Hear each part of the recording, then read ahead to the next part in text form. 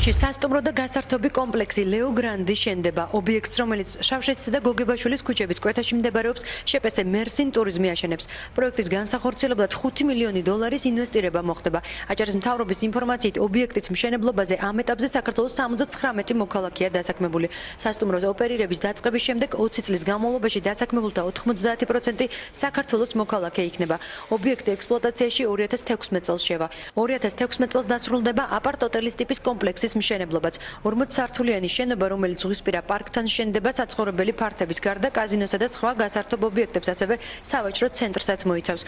ობიექტის მშენებლობისთვის კომპანია System Initiative 75 მილიონ დოლარს დახარჯავს. მშენებარე ობიექტები აჭარის მთავრობის თავმჯდომარემ დაათვალიერა და სამუშაოების მიმდინარეობას გაეცნო.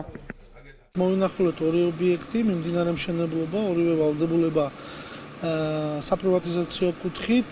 პირველი მერსინ ტურიზმი, რომელიც აშენებს კაზინოს პლუს სასტუმროს.